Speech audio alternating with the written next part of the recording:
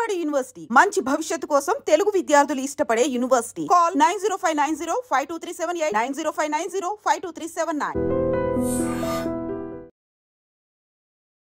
అందరికీ నమస్కారం. నేను Swaroopa Potlapalli. Welcome to trending topic.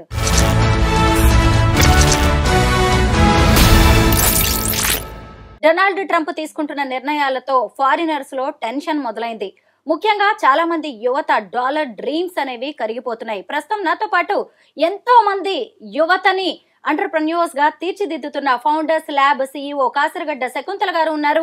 ఆవిడతో మాట్లాడి అసలు మన ఇండియాలో ఉండే మనం ఆపర్చునిటీస్ ఎలా క్రియేట్ చేసుకోవచ్చు, మనల్ని మనం ఒక బిజినెస్ మ్యాన్ గా, ఎంటర్‌ప్రెన్యూర్ గా, ఇండస్ట్రియలిస్ట్ గా ఎలా నిలబెట్టుకోవచ్చు, వీటన్నిటి గురించి ఆవిడని అడిగి తెలుసుకుందాం. మేడం నమస్తే. నమస్తే మేడం. మనం చూస్తూనే ఉన్నాం కదా, ట్రంప్ తీసుకుంటున్న నిర్ణయాల మీద ఇక్కడ పెద్ద డిస్కషన్ అయితే నడుస్తోంది.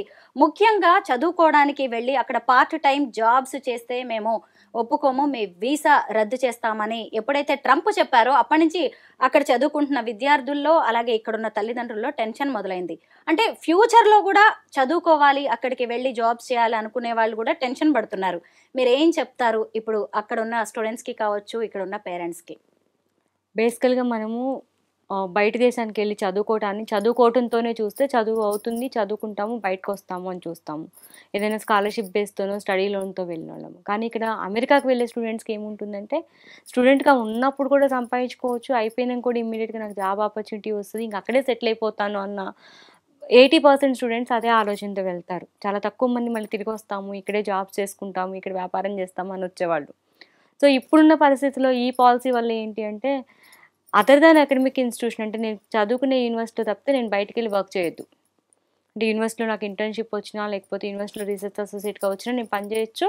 కానీ నేను బయట షాపింగ్ మాల్లోనో హోటల్స్లోనో ఎక్కడ కూడా నేను పనిచేసి నా లైవ్లీహుడ్ ఎర్న్ చేసుకోకూడదు. సో ఈ పరిస్థితిలో ఏంటంటే చాలామందికి వాళ్ళ డే టు డే ఎక్స్పెండిచర్కి చాలా ప్రాబ్లం అవుతుంది. ఏదైతే they have to again go back to have a study లోన్ని ఎక్స్టెండ్ చేసుకోవటమో, లేకపోతే ఫ్యామిలీ నుంచి ఎకనమిక్ సపోర్ట్ చేసుకోవటమో కావాల్సి ఉంటుంది. ఈ పరిస్థితిలో ఏంటి అంటే, ఇప్పుడు ఉన్న వాళ్ళు అక్కడ ఉన్న వాళ్ళు ఎట్టి పరిస్థితుల్లో చదువు కంప్లీట్ చేసుకొని బ్యాక్ రావటమో, లేకపోతే అక్కడ ఎంప్లాయ్మెంట్ చూసుకోవటం అనేది ఒక ఆపర్చునిటీ. రెండోది, వీసా రెస్ట్రిక్షన్స్ కూడా పెరిగిపోయినాయి కాబట్టి రిజెక్షన్స్ కూడా ఎక్కువ అవుతాయి స్టూడెంట్ వీసాస్ కానీ ఏవైనా సరే. ఎందుకంటే యూనివర్సిటీకి ఉన్న అక్రెడిటేషను, తర్వాత వాళ్ళకున్న రెగ్యులర్ ఫాలో అప్స్, రెగ్యులర్ యూనివర్సిటీసా, ఆన్లైన్ క్లాస్, ఇవన్నీ చూసి కూడా రిజెక్షన్స్ ఎక్కువ అవుతాయి. ఏదైనా కూడా ఏంటి అంటే నా ఉద్దేశంలో, బికాస్ ఇంతమంది అకాడమిక్ ఇన్స్టిట్యూషన్లో స్టూడెంట్స్ని చూసిన ఉద్దేశంలో ఏంటంటే, జీవితం ఎక్కడ ఒక దేశంతోనో ఒక యూనివర్సిటీతోనో ఆగిపోదు. మనం బతకాల్సిందే, మనం మన లైవ్లీహుడ్ ఎర్న్ చేసుకోవాల్సిందే. అలాంటి పరిస్థితుల్లో నాలెడ్జ్ తీసుకొని వచ్చి అది మనకు అదే ఉపయోగపడేటట్టు మనం ఇక్కడ కూడా ఎంటిటీస్ ఎస్టాబ్లిష్ చేసుకోవచ్చు, ఇక్కడ హ్యూమన్ పవర్కి కాంట్రిబ్యూట్ చేయొచ్చు ఒకటి. రెండోది, చదువు కోసం వెళ్ళిన వాళ్ళు కంపల్సరీ చాలా స్క్రూటినైజ్ చేసుకొని యూనివర్సిటీస్ని చూజ్ చేసుకోవాలి. ఏంటి, అదొక అక్రెడిటెడ్ యూనివర్సిటీ అయినా, అక్కడ రీసెర్చ్, ఇంటర్న్షిప్, ఫెలోషిప్స్ అవన్నీ ఉన్నాయా, నేను ఫుల్లీ ఫండెడ్ ఫెలోషిప్తో వెళ్తున్నానా, లేకపోతే ఫుల్లీ ఫండెడ్ స్టడీ లోన్తో వెళ్తున్నానా, ఇవన్నీ చూసుకోకుండా వేరే దేశానికి వెళ్ళినప్పుడు ఏంటి అంటే రోజు గడవటం అనేది చాలా ఇబ్బంది అవుతుంది. సో మిడిల్లో వీళ్ళు ఇక్కడ ఉన్న పేరెంట్స్కి టెన్షను, అక్కడున్న పిల్లలు ఎక్కడ జైలుకి వెళ్ళిపోతారో, లేకపోతే వాళ్ళకి ట్యాగ్ వేసేస్తారో, మొన్న దించేసి వెళ్ళిపోయిన వాళ్ళందరికీ కాళ్ళకి చేతులకి సంఖ్యలు అవన్నీ కూడా ప్రతి ఒక్కళ్ళ మైండ్లో తిరుగుతూ ఉంటాయి. సో దీనికోసం ఏంటంటే, ఫస్ట్ నువ్వు చూస్ చేసేటప్పుడు బెస్ట్ యూనివర్సిటీ నన్ను చూస్ చేసుకో, లేకపోతే ఇక్కడున్న బెస్ట్ యూనివర్సిటీలో చదువుకోవచ్చు. భారతదేశంలో కూడా ఇంటర్నేషనలైజ్డ్ స్టాండర్డ్స్ ఉన్న ఎడ్యుకేషన్ ఇన్స్టిట్యూషన్స్ ఉన్నాయి. ఆ కాంపిటీషన్, ఆ టెస్టులు రాసేది ఇక్కడ కూడా చేసుకొని చదువుకోవచ్చు, అదొకటి. లేదా ఆల్టర్నేట్ కంట్రీని ఎన్నుకోవటం. ఇవి. రెండోది, అక్కడ ఆల్రెడీ ఉండి ఎంప్లాయ్మెంట్ రాలేదు నాకు, నేను ఎట్లా సర్వైవ్ అవ్వాలి అనుకునే వాళ్ళకి మన దేశంలో కూడా చాలా ఆపర్చునిటీస్ ఉన్నాయి. ఏంటి, మనది చాలా పాపులేటెడ్ కంట్రీ, చాలా youth populated country. More than 65% of our population is below 35 years. So అట్లాంటప్పుడు చాలా స్కోప్ ఉన్న దేశము, భవిష్యత్తు ఉన్న దేశము. సో దానికోసం భయపడి జీవితం అయిపోతుందని అయితే ఎవరు కూర్చోరు అనుకుంటున్నాను నేను. Well said. బాగా చెప్పారు శకుంతల గారు. అయితే చాలా మంది యువత కూడా జాబ్ ఓరియంటెడ్ గానే ఆలోచిస్తున్నారు. మీరు ఫౌండర్స్ ల్యాబ్ ద్వారా అనేక బిజినెస్లని ఎస్టాబ్లిష్ చేయడానికి యూత్కి, దట్టు బీటెక్ స్టూడెంట్స్కి మీరు సపోర్ట్ చేస్తూ ఉన్నారు. అయితే ఇప్పుడు ఏఐ మీద వర్క్ చేయడానికి ఒక కంపెనీ పెట్టడానికి కూడా మీరు చాలా హెల్పింగ్గా వాళ్ళకి నిలబడుతూ ఉంటారు. ఎందుకు యువత ఊరికే ఉద్యోగం వైపే ఆలోచిస్తోంది? అంటే ఉద్యోగం గురించి ఆలోచించడం వల్లే ఫారిన్ వైపు, అమెరికా వైపు వాళ్ళు చూస్తూ ఉన్నారు. అలా కాకుండా బిజినెస్ అనే దాన్ని తీసుకుంటే యువత ఎలా ముందుకు వెళ్ళొచ్చు? యాక్చువల్‌గా ఏంటంటే ఇక్కడ ప్రతి ఒక్కళ్ళు బిజినెస్ మ్యాన్ కాలేరు అన్నది మనకందరికీ తెలుసు. అంటే risk taking capabilities and risk taking abilities. దాంతో పాటు ఏంటి అంటే మనకి ఒక ఉంటుంది. ఇప్పుడు మనం ఇంట్లో వంట చేస్తాము. వంట చేసుకోవడానికి అన్ని కూరగాయలు అన్నీ తెచ్చుకొని, అన్నీ రెడీ పెట్టుకొని, కట్ చేసుకొని, ప్రాసెస్ చేసి చేస్తాము. అలా కాకుండా మీకు ఎదురుంగా ఇక్కడ రెడీ టు కుక్కో లేకపోతే రెడీ టు ఈటో కనిపించిందనుకోండి. సో, ఆటోమేటిక్‌గా కొన్ని రోజులు అట్రాక్ట్ అవుతాం. అలానే ఏంటి అంటే ఫారిన్ కంట్రీస్‌లో జాబ్ మార్కెట్ బాగున్నప్పుడు, ఆపర్చునిటీస్ బాగున్నప్పుడు, ఎర్నింగ్ క్యాపబిలిటీస్ ఎక్కువున్నప్పుడు పీపుల్ వాట్ దే డూ యూజువల్‌గా నాకు అక్కడికెళ్తే ఆపర్చునిటీ వస్తది అన్నదానివి ఎక్కువుంటుంది. సో, రిస్క్ టేకింగ్ ఎబిలిటీ ఉన్న 10-15% పీపుల్ కూడా they look forward for taking up jobs. ఇప్పుడున్న పరిస్థితిలో ఏంటి అంటే యెస్ నేను రిస్క్ తీసుకోవాల్సిందే. ఎందుకు అంటే ఈ కాంపిటీషన్‌లో, ఈ జాబ్స్‌లో ఒకరోజు కూడా ఎకనమీ లేకపోతే అంటే ఎకనామిక్ సపోర్ట్ లేకపోతే సర్వైవ్ అవ్వలేరనుకున్నోళ్ళు ఏదో ఒకటి చేయాల్సిందే.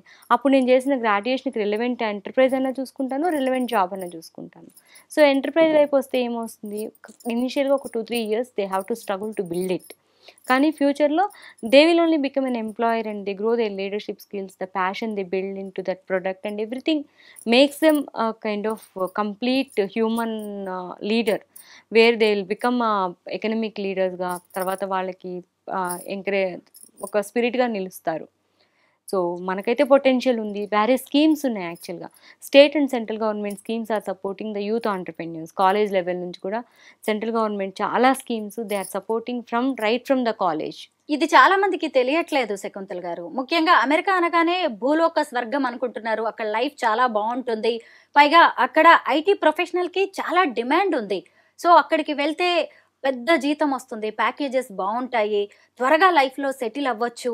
ఇలాంటివన్నీ కూడా వాళ్ళని అమెరికా వైపు నడిపిస్తూ ఉన్నాయి. అలా కాకుండా ఇక్కడే మనం ఎలా నిలబడవచ్చు? ఎందుకంటే మీరు ఫౌండర్స్ ల్యాబ్ ద్వారా ఆర్టిఫిషియల్ ఇంటెలిజెన్స్ కంపెనీస్ని ఎస్టాబ్లిష్ చేయడానికి కూడా సపోర్ట్ చేస్తూ ఉన్నారు. ఇక్కడ మన యువత ఇక్కడే ఆగిపోవాలంటే ఏం చేయాలి? ఎవరిని కూడా బలవంతంగా ఆపలేము ఫస్ట్ థింగ్. యాక్చువల్‌గా ఏంటంటే చాలా మందికి చాలా స్కీమ్స్ గురించి తెలీదు. ఇంతకుముందు కూడా నేను ఒకసారి చెప్పాను.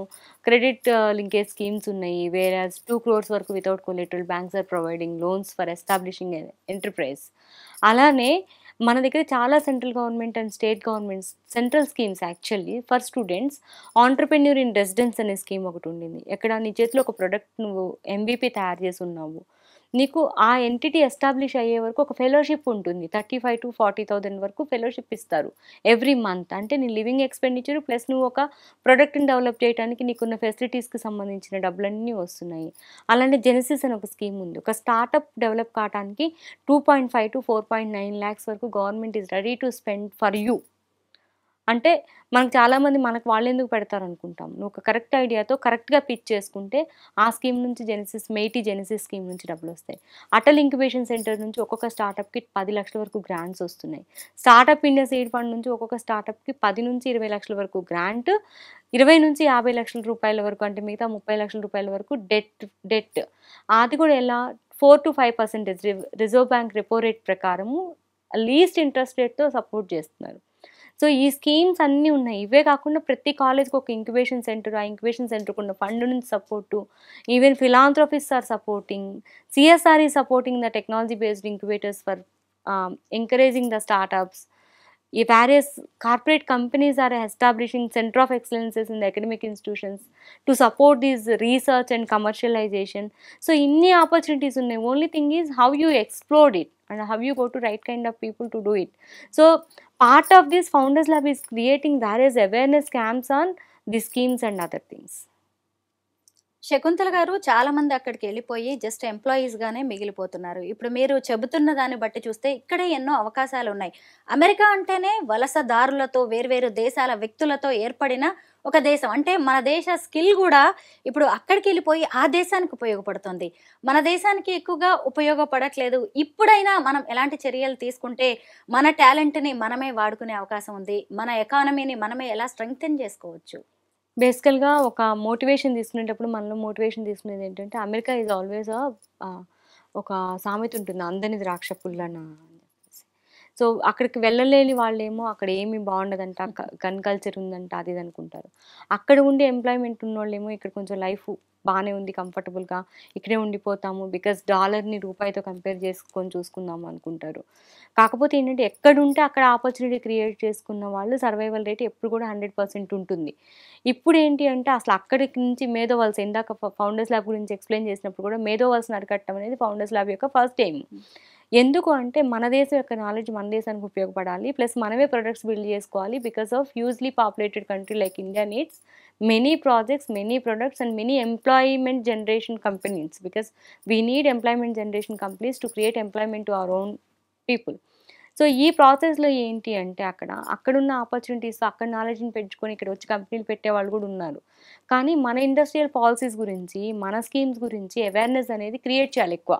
అది క్రియేట్ చేసినప్పుడు ఆటోమేటిక్గా పీపుల్ విల్ కమ్ ఫార్వర్డ్. ఎందుకంటే చాలామందికి ఈ స్కీమ్స్ గురించి చెప్పినప్పుడు అవునా ఈ స్కీమ్ ఉందా, మేము అవైల్ చేస్తాము, మేము అప్లై చేసుకుంటాము అని చెప్పేసి ముందుకు వచ్చే వాళ్ళు ఉన్నారు. చాలా వరకు మన ఐఐటీస్ కూడా అదర్ దాన్ ఐఐటీ స్టూడెంట్స్కి బయట వాళ్ళు స్టార్టప్స్తో వెళ్ళినా కూడా ఐఐటీస్ ఫండ్ చేస్తున్నాయి. వాళ్ళ ప్రొడక్ట్ డెవలప్మెంట్కి వాళ్ళు ఫ్రీ ఇంక్యుబేషన్ ఫెసిలిటీస్ ఇస్తున్నారు 3-4 years. ఎందుకు అంటే మన దేశంలో మన మేధోవల్స్ని బయట నుంచి బయటికి పోవడాన్ని అరికట్టేసి ఇక్కడ చేయడానికి. సో ఈ ఎఫర్ట్స్ అన్నిటిని ఎవరో ఒకళ్ళు బయటికి తీసుకెళ్ళాలి. రిగరస్ అడ్వర్టైజ్మెంట్ కానీ దాని మీద రిగరస్ అవేర్నెస్ కానీ జరగాలి. గ్రేట్ వర్క్ అండి. మన మేధో వలసని ఆపడానికి ఫౌండర్స్ ల్యాబ్ పనిచేస్తోంది అన్నారు కదా.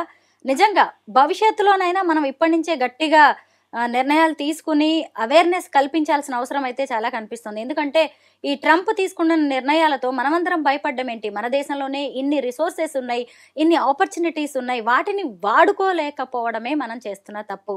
మీలాంటి వాళ్ళు ఇప్పటి నుంచే యువతలో చాలా చైతన్యం కల్పిస్తున్నారు. Thank you so much Shakuntala గారు. Thank you.